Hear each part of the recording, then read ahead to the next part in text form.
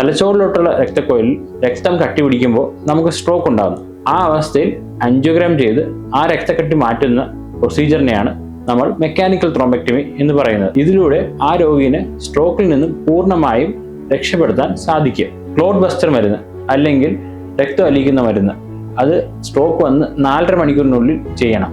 അതുപോലെ തന്നെ മെക്കാനിക്കൽ ത്രോംബെക്ടമിക്ക് നമുക്ക് 24 മണിക്കൂർ വരെ ചെയ്യാനുള്ള ഒരു വിൻഡോ പീരീഡ് അല്ലെങ്കിൽ സമയം കിട്ടും. അപ്പം ഇതിനുള്ളിൽ സമയം നമുക്ക് MRI എടുത്ത് അത് ആവശ്യം നോക്കി അതനുസരിച്ച് നമ്മൾ മെക്കാനിക്കൽ ത്രോംബെക്ടമി ചെയ്യാൻ പറ്റും. ഒരു സ്ട്രോക്ക് പേഷ്യൻ്റ് ICUവിൽ വന്നു കഴിഞ്ഞാൽ 24 മണിക്കൂർ മോണിറ്റർ ചെയ്യുന്ന കുറച്ച് കാര്യങ്ങളുണ്ട്.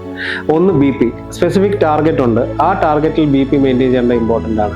Second thing is oxygen. ഓക്സിജൻ്റെ അളവ് 96% എങ്കിലും കീപ്പ് ചെയ്യുക എന്നുള്ളത് വളരെ ഇമ്പോർട്ടൻ്റ് ആയിട്ടൊരു കാര്യമാണ്. 2, ബോധത്തിലുള്ള വ്യതിയാനക്കുറവ് കാര്യങ്ങളോ ഉണ്ടെങ്കിൽ അതനുസരിച്ച് നമ്മൾ ചിലപ്പോൾ സർജിക്കലി അതിനെ ഡീൽ ചെയ്യേണ്ട കാര്യങ്ങളുണ്ട്. ഒരു എമർജൻസി CTക്ക് ചിലപ്പോൾ നമ്മൾ ഇറക്കേണ്ടി വരും. 4, ജന്നി വരിക അല്ലെങ്കിൽ ഫിറ്റ്സ് വരിക, അങ്ങനത്തെ കാര്യങ്ങളുണ്ടെങ്കിൽ അത് കൺട്രോൾ ചെയ്തില്ലെങ്കിലും ഈ പറഞ്ഞ സ്ട്രോക്കിൻ്റെ വ്യാപ്തി കൂടാം. ഇതിനൊക്കെയാണ് നമ്മൾ ICUവിൽ ബേസിക്കലി 24 മണിക്കൂർ കീപ്പ് ചെയ്യുന്നത്.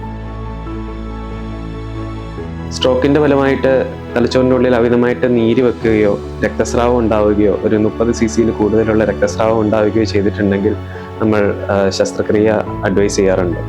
അതുപോലെ തന്നെ പേഷ്യൻ്റെ ബോധം ക്ഷയിച്ചുകൊണ്ടിരിക്കുകയാണെങ്കിലും തലച്ചോറിൻ്റെ ഉള്ളിൽ വെള്ളക്കെട്ട് ഉണ്ടാവുകയാണെങ്കിലും ശസ്ത്രക്രിയ അഡ്വൈസ് ചെയ്യാറുണ്ട്.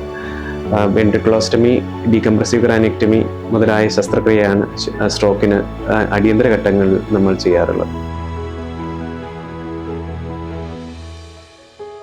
സ്ട്രോക്ക് വന്നു കഴിഞ്ഞാൽ ശരീരത്തിൻ്റെ ഒരു ഭാഗം തളരുകയോ അല്ലെങ്കിൽ അവിടുത്തെ ചലനശേഷി നഷ്ടപ്പെടുകയോ ചെയ്യാം. ഫിസിയോതെറാപ്പിയിലൂടെ ആ രോഗിക്ക് പഴയ അവസ്ഥയിലേക്ക് തിരികെ വരാൻ വളരെ എളുപ്പം സാധിക്കുന്നതുമാണ്.